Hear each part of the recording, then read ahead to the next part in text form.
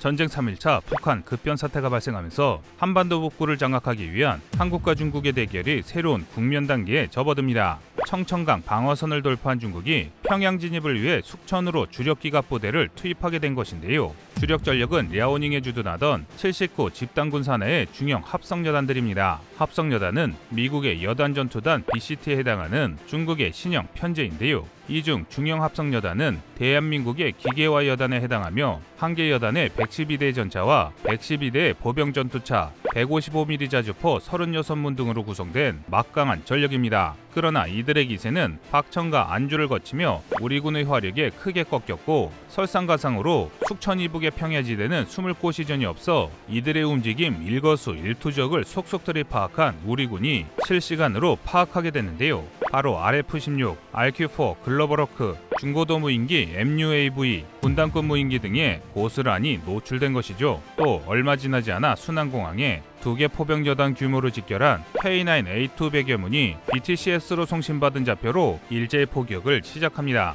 이렇게 발사된 포탄은 중국 인민해방군이 직결한 지역에 떨어집니다. K9A2는 네마모성 코팅과 연식 주택 기술을 적용해 작전 속도가 50% 이상 빨라져 분당 10발의 포탄이 발사됩니다. 100대를 기준으로 1분에 1000발, 3분간 3000발이 퍼부어지고 이후로도 분당 500발이 넘는 포격이 지속됩니다. 즉 시간당 3만 발이 넘는 포탄이 인민해방군을 강타하는 것이죠. 순간 막대한 포격에 심각한 타격을 입은 중국은 다시 잔존병력을 줄여 전열을 가다듬는데요. 이 상황을 아무리 뻥스펙이 심한 중국이라 하더라도 가만히 손 놓고만 있지는 않습니다. 최대 사거리 72km의 랩탄을 발사할 수 있는 155mm 자주포 PCL-181이 K9A2가 위치한 순안공항으로 반격을 가합니다. 하지만 무작정 사거리 수치만 늘리기 바빴던 중국산 자주포들은 길어진 사거리에 비례하여 증가한 공산 오차로 인해 한국군에 그다지 많은 피해를 입히지 못하는데요. 사거리 연장만큼 명중률에 신경 쓰지 못한 중국산 자주포들은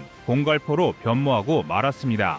게다가 새로 투입된 K9 자주포는 58구경장 초장포신을 탑재했는데요. 이 자주포는 바로 K9A3입니다. K9A3는 기존 52구경장 자주포의 최대 사거리인 40km를 아득히 뛰어넘는 70km 이상의 사거리로 적 자주포 포병대의 대포병 작전을 실시합니다. 또 에이사 레이더가 탑재되어 탐지거리가 70km에 달하는 국산 대포병 레이더 TPQ-74K의 정확한 좌표 제공 덕에 핀포인트 저격이 이루어지는데요. 그 결과 인민해방군의 포병대가 급속도로 와해됩니다. 이에 다급해진 중국은 122mm 자주포 PCL-171을 전진 배치해 수적 우위로 우리 군을 압살하려 합니다. 하지만 중국의 생각과 달리 오히려 한국 포병이 중국을 수로 찍어 누릅니다. 무리하게 접근을 시도하던 중국의 포병이 스스로 우리 군의 K55A1과 120mm 자주박격포, 105mm 차륜형 곡사포의 사거리 안으로 들어온 꼴이 됐기 때문입니다. 결국 K9을 타격하기 위해 접근하던 중국의 포병부대는 대타격을 입고 물러나게 됩니다. 이처럼 평양 점령의 상황이 갈수록 나빠지자 중국 지도부는 북부정구사령관에게 경고를 보냅니다. 궁지에 몰린 북부정구사령관은 후방의 작전 전략 목표를 타격하던 PCL-191 다련장과 SRBM 부대들을 숙천 순안에 우리 포병들에게 겨눕니다. PCL-191은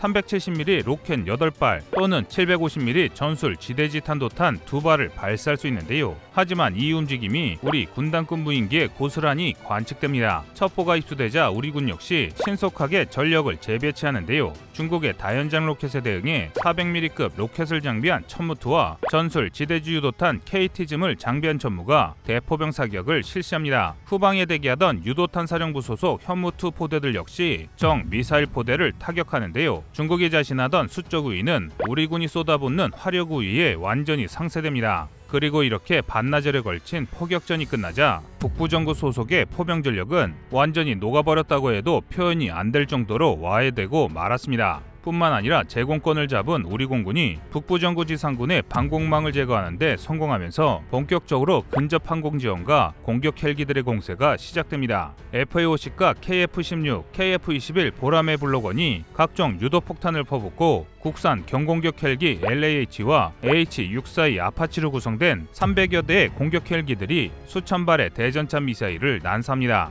이 가공할 공세에 전방에서 숙천을 노리던 인민해방군의 중형 합성여단들은 후퇴할 겨를도 없이 싹쓸이 당하는데요. 이렇게 평양을 타격하려던 북부정구의 주력이 완전히 끝장나자 중국은 전략을 변경합니다. 평양을 중심으로 한 서부 전선에서는 청천강, 압록강 등 지를 이용해 지연전을 펼치면서 함경도를 완전히 장악해 북곡 항로를 확보하려고 하는데요. 청진과 나진만 점령하고 장진호 등 함흥 이북에서 대기하던 78 집단군이 함흥 평야를 장악하기 위해 함흥 이남으로 진격을 시작합니다. 첫 타겟은 함흥에 주둔한 일본의 수륙 기동단입니다. 어떻게든 제2차 한국전쟁에 참전해 콩고물을 얻어내고 싶던 일본은 전쟁 4일차의 미일동맹을 명분으로 함흥의 기습 상륙을 감행했습니다. 세계 최대 규모의 소해 전력을 가진 일본에게 북한이 심어놓은 길에는 아무런 방해가 되지 않았고 3호위 대군의 호위를 받는 한개 연대 규모의 수륙기동단이 함흥을 장악하는 데 성공합니다. 이렇게 상륙이 성공하자 일본은 이 함흥을 통해 전후 발언권을 얻을 장밋빛 환상에 젖어 추가 파병을 진행하는데요. 그러나 일본의 환상은 갑작스럽게 쏟아져 내려온 중국 78 집단군의 무참히 짓밟혀버립니다. 바로 중국의 PCL-171,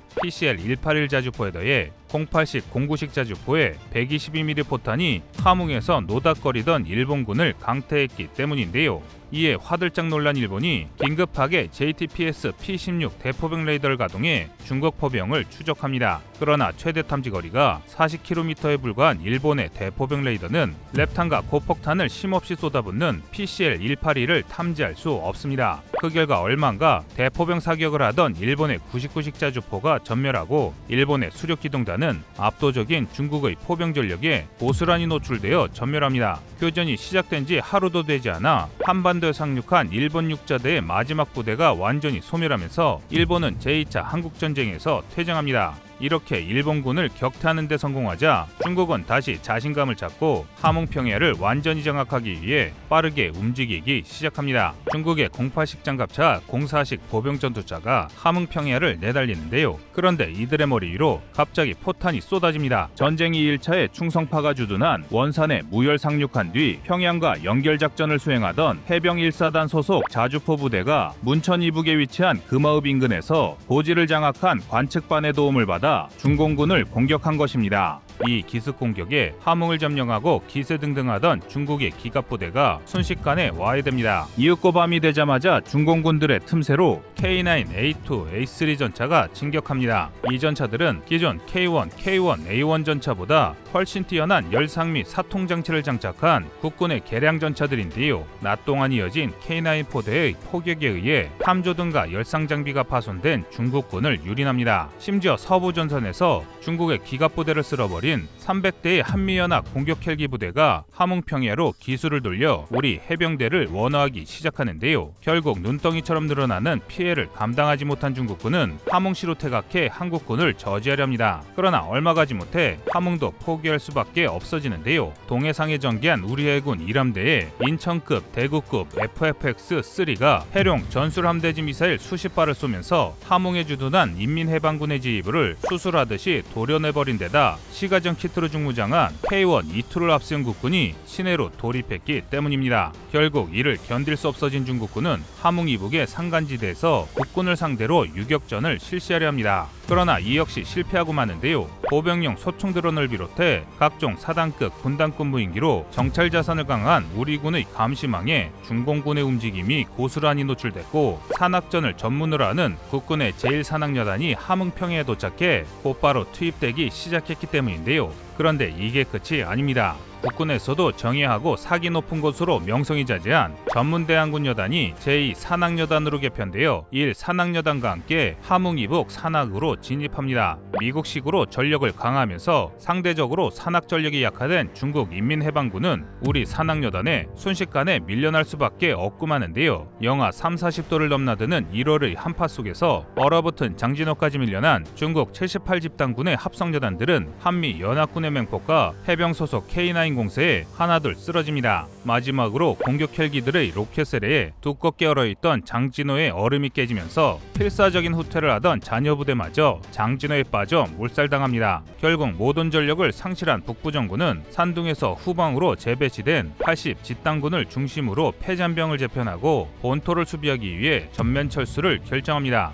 후퇴하는 중국군을 추격하던 국군이 압록강 두만강에 도달하고 백두산 천지에 깃발을 꽂는 데 성공합니다. 마침내 한반도가 완전히 대한민국의 영향력에 온전히 들어온 것입니다. 반면 중국은 초상집이나 마찬가지인데요. 수적 우위를 무기로 모험을 무릅쓰고 한반도를 침공했다가 되려 자신들의 주력 육군을 거의 상실하게 된 것입니다. 이 때문에 중국 공산당은 중국 인민들의 대대적인 저항에 직면하게 됐는데요. 이를 극복하기 위해 시진핑이 핵전쟁이라는 초강수를 두려했으나 중국 군부의 반발과 미국의 위협에 굴복하고 맙니다. 결국 중국은 한국의 침략을 사죄하고 북한에서의 이권을 포기하고 막대한 전쟁 배상과 연변자치구의 분리 독립을 허용하는 조건으로 한국과 종전 협상을 마무리 짓습니다. 이에 중국인들의 자존심이 크게 상하고 마는데요. 격노한 중국의 소수민족과 자치구들의 폭동이 일어나면서 중국 공산당에서는 이전과 다르게 변해버리고 말게 됩니다. 반면 한국은 중국에게 받은 배상금을 이용해 북한을 빠르게 안정시키고 나갑니다. 한편 한국에 딴지를 걸어야 할 일본은 함흥에서의 대표로 인해 한국에 도움을 요청하는 신세로 전락했고, 이 사건으로 한국과 일본의 전력차를 통감하면서 다시는 한국을 무시하는 것을 넘어 두려운 국가로 인식하게 됩니다. 지금까지 북한 정권의 붕괴를 바탕으로 벌어질 수 있는 동북아 포병대전의 시나리오를 전해드렸습니다. 여러분의 생각은 어떠신가요? 여러분의 구독과 좋아요가 꺼리튜브 운영에 많은 힘이 됩니다. 다음은 24년 10월 21일 북한 파병 추가 소식 영상입니다. 우려했던 북한의 러시아 파병이 결국 현실이 되고 말았습니다. 현재까지 한국 정보기관에서 추정한 파병 규모는 약 12,000명 수준으로 4단 이상의 병력 규모가 러시아로 들어간 상황이며, 이 정도 규모의 병력이라면 파병이 아니라 정식 참전으로 평가해야 한다는 목소리도 작지 않은데요. 전쟁 당사자인 우크라이나의 젤렌스키 대통령 역시 북한군의 움직임을 파병이 아닌 참전으로 지칭하며 비판의 목소리를 높이고 있습니다. 하지만 정작 북한으로부터 병력을 지원받은 러시아는 역으로 우크라이나가 정신을 차려야 한다며 똥 묻은 개가 겨 묻은 개를 나무라는 언행을 보여주고 있습니다. 또한 파병된 북한군이 돈바스 지역이나 쿠르스크 등 격전지에 투입될 확률이 높아 90%의 사상자가 나올 수 있다는 분석도 등장했습니다. 러시아군은 현재 제1차 세계대전 등에서 사용한 돌격대 전술을 통해 큰 인명피해를 감수한 군사작전을 감행하고 있는데, 북한군이 이러한 돌격대로 이용당하게 되면 그만큼 피해가 막심할 수 있다는 의견인데요. 전투부대가 파병된 이상 전선으로 투입될 것은 자명하지만 과연 러시아가 북한군의 목숨까지 신경 쓸지는 의문입니다.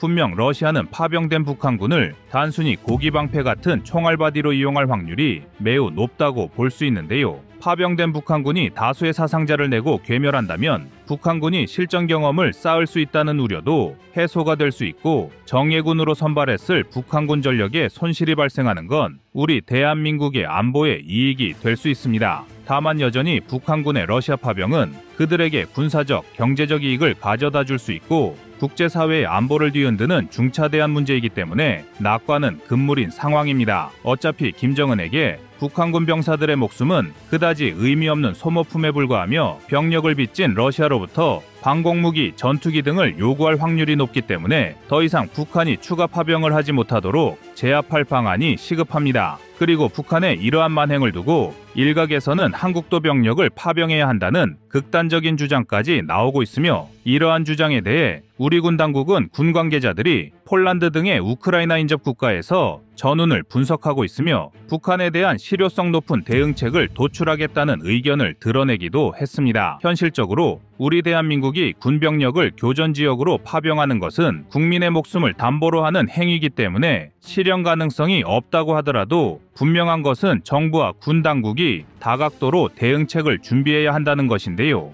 그렇다면 한국이 북한의 파병에 대응할 수 있는 전략적 카드는 어떤 것이 있는지 알아보겠습니다. 먼저 155mm 포탄 지원 방안이 가장 유력하게 검토되고 있습니다. 우크라이나가 155mm 포탄을 얼마나 확보할 수 있느냐가 전쟁의 승패에 영향을 끼칠 것이란 평가가 나오는 만큼 한국이 추가적으로 155mm 포탄을 지원하면 전장에 배치된 북한군의 사기를 저하시킬 수 있고, 이를 통해 북한의 추가 파병 의지를 약화시킬 수 있을 것이란 전문가들의 분석입니다. 포병 포탄의 공급 부족은 러시아와 우크라이나 모두에 해당하는 문제이며, 특히 나토의 포탄 생산 능력이 예상보다 뒤떨어지자 한국에게 155mm 포탄 공급을 요청하는 국제사회의 목소리는 전쟁 초기부터 적지 않았는데요. 누가 얼마나 더 빠르게 포탄 수량을 확보하느냐에 따라 전쟁의 승패가 좌우될 수 있기 때문에 국내외 전문가들은 한국의 포탄 지원이 우크라이나의 승리를 돕고 파병된 북한군을 제압하는 데 큰 도움이 될 수 있을 것으로 전망하고 있습니다. 다만 K9 자주포의 수출 대박으로 인해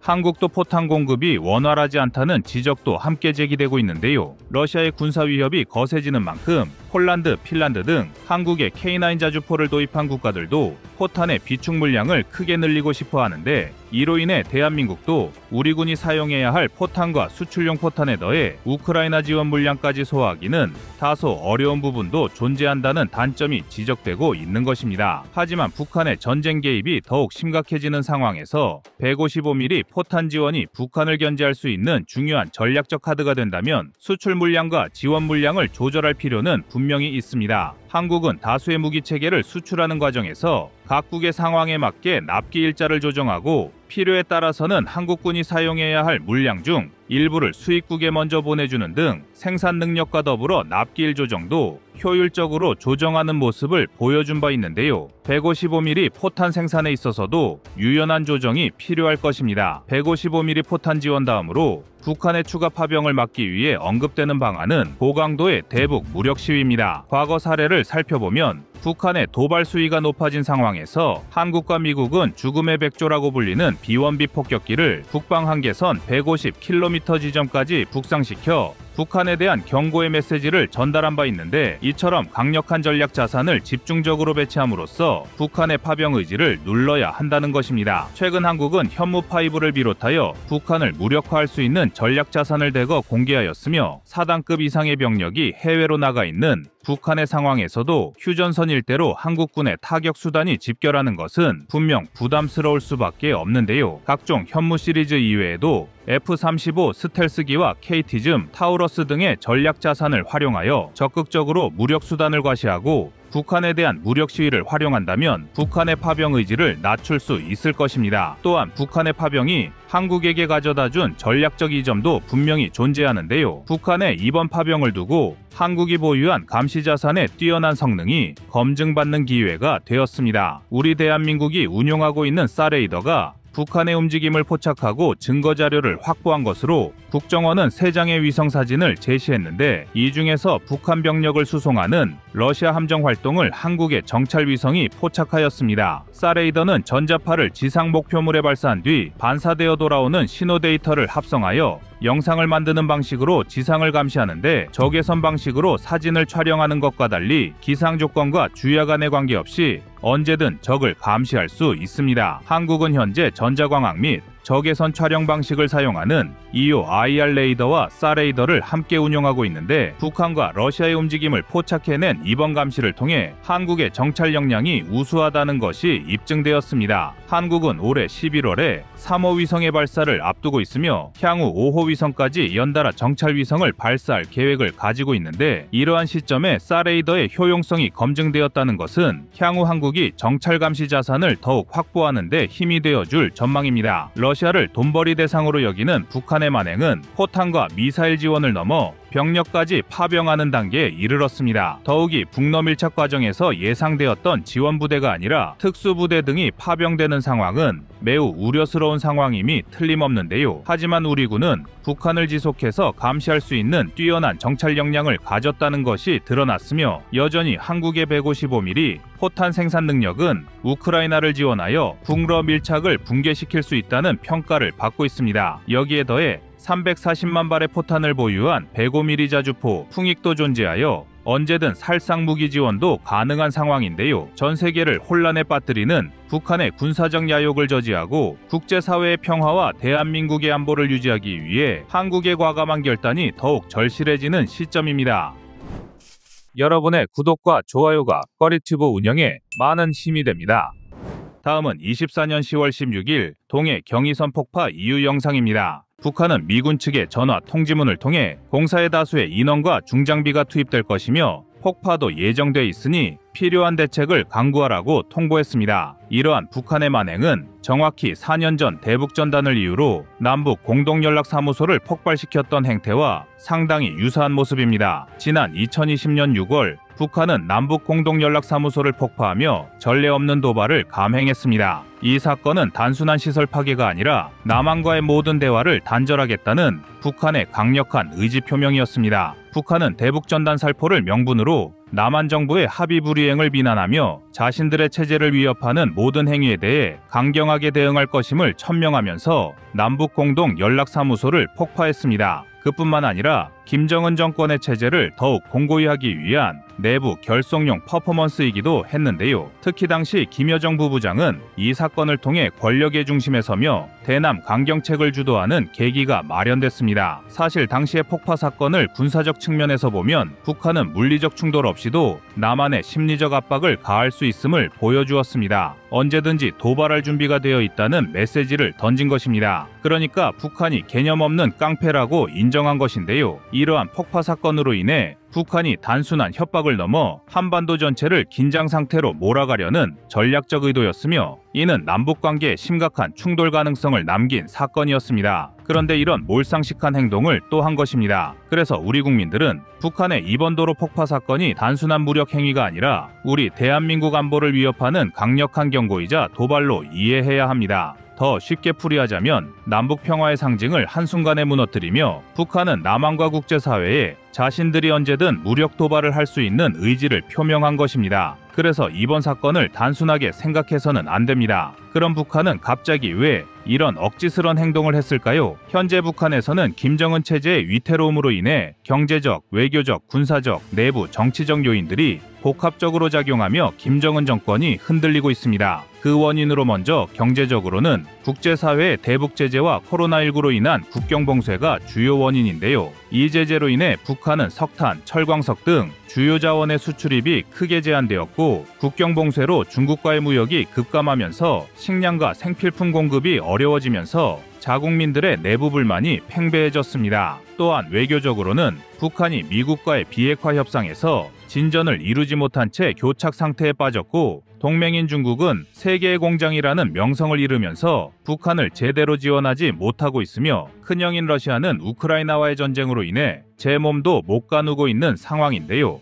결과적으로 현재의 북한은 경제난을 극복하는 데 필요한 외부 지원을 확보하지 못하는 상황으로 이어졌는데요. 그런데 이것을 풀 열쇠를 쥔 나라인 대한민국과 협상을 하지 않고 자신들의 무력 행사를 통해 자신들의 입지를 밝히고 있는 것입니다. 북한은 비대칭 전력에 의존한 도발 전략을 구사해왔는데요. 하지만 이러한 방식만으로는 한국과 미국의 압박을 이기지 못할 것이라 판단하고 이번 폭파 사건으로 자신들의 건재함뿐만 아니라 한국과 미국을 협상 테이블에 빨리 올리겠다는 게 주요 목적입니다. 그리고 마지막으로 내부 결속 약화인데요. 사실 김정은 입장에서는 이것이 가장 중요한 문제일 것입니다. 경제난이 장기화되면서 주민들의 불만이 커지고 군부와 고위 엘리트 사이에서도 불안정한 분위기가 감지되고 있습니다. 김정은 정권은 지속적인 대외 도발과 내부 통제를 통해 체제 결속을 꾀하고 있지만 경제난 해결에 실패하면서 김정은의 지도력에 대한 신뢰가 흔들리고 있습니다. 그럼 여기 준비된 영상을 잠시 보실까요?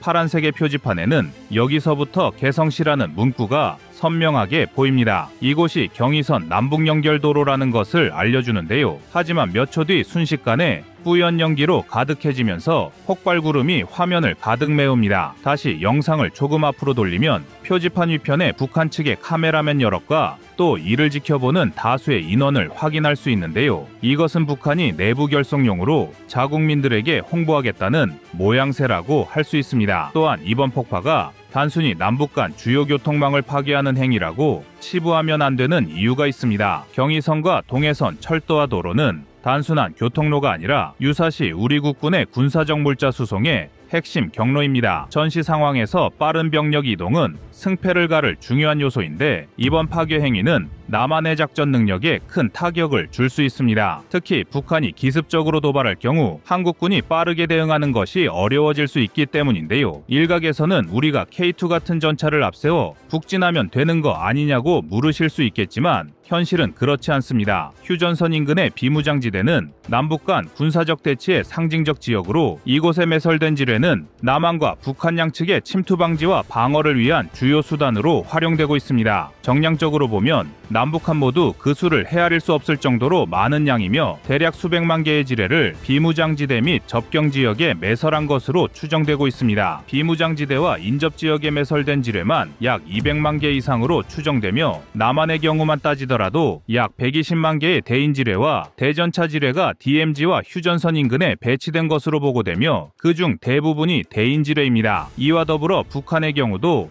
약 100만 개 이상의 지뢰를 DMZ와 접경지역에 매설한 것으로 추정됩니다. 지난 수십 년 동안 한국군과 민간인들이 이 지뢰로 인해 수많은 피해를 입었는데요. 이 때문에 한국군 병력은 정기적으로 지뢰 탐지 및 제거 훈련을 받고 있을 정도입니다. 2000년대 이후만 DMZ 인근에서 약 500명의 지뢰 피해자가 발생한 것으로 집계되며 그중 다수는 부상 혹은 사망에 이르렀습니다. 그래서 전문가들은 DMZ의 모든 지뢰를 제거하는데 수십 년 이상이 걸릴 것으로 예상하고 있으며 대규모 예산과 엄청난 인력이 투입될 것이라고 전망하고 있습니다. 그러니까 결론적으로 비상시 우리가 진군할 수 있는 비단기를 북한이 폭파함으로써 우리 군의 진군 속도를 늦추겠다는 속마음을 내비친 것입니다. 뿐만 아니라 대한민국의 재래식 전력을 기동할 수 있는 도로를 파괴했다는 것은 북한이 자신들의 비대칭 전력을 앞으로 적극적으로 활용하겠다는 무언의 심리적 압박으로도 분석할 수 있습니다. 사실 그동안 동해선과 경의선은 남북경제협력의 상징적 인프라였으며 나아가 유라시아 대륙으로 연결되는 통로로 발전할 가능성을 지녔습니다. 하지만 이번 폭파로 북한이 이 모든 것을 날려버렸습니다. 이 구간을 복구하는 데만 수천억 원이 필요할 것으로 예상되며 복구가 이루어진다고 해도 향후 남북경제협력 재개에 미치는 타격은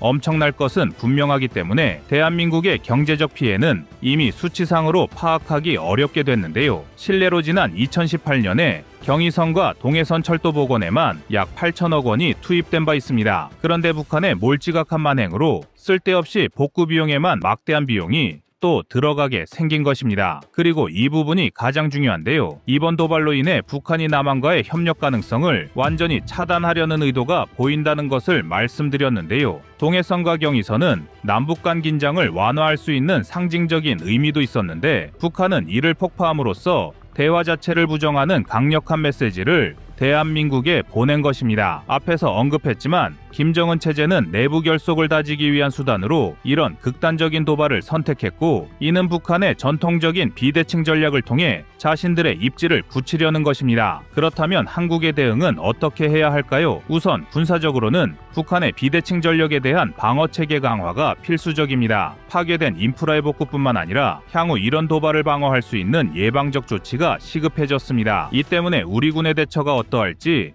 국민들의 이목이 쏠리는 상황인데요. 이번 도발이 남북 간 군사적 긴장을 높이는 중요한 사건으로 발전한 만큼 우리 국군은 현재 이를 대비해 다양한 대응 전략을 대중들에게 전하면서 우리 국민들을 안심시키고 있습니다. 우선 병력 배치가 중요합니다. 현재 한국군은 약 50만 명의 현역으로 이루어져 있는데요. 그런데 그중 약 15만 명이 남북 접경 지역에 밀집해 있습니다. 그만큼 이 지역이 중요하다는 뜻이며 비상사태 시 적과의 대치가 가장 격렬한 곳이기 때문인데요. 이와 함께 우리 군은 현재 정찰 및 감시 체계를 풀가동시켜 북한군의 움직임을 실시간으로 모니터링하고 있습니다. 한국은 정찰 위성과 무인기 그리고 2737 조기경보 통제기를 통해 북한의 군사 활동을 24시간 감시하며 이를 통해 북한의 도발 징후를 사전에 포착할 수 있습니다. 그리고 북한의 도발을 사전에 무력화시키기 위해 정밀 타격 무기의 실사격 훈련을 대중에게 공개했습니다. 지난 8일 군 당국은 삼축 체계 핵심 전략 자산인 타우러스 미사일 실사격을 진행했습니다. 이번 실사격 훈련은 7년여 만에 재개한 것입니다. 실사격을 통해 우리 공군은 강력한 대북 억제력을 과시한 것입니다. 7년 만에 재개한 타우러스의 실사격 영상을 보내드리면서 영상 마치겠습니다.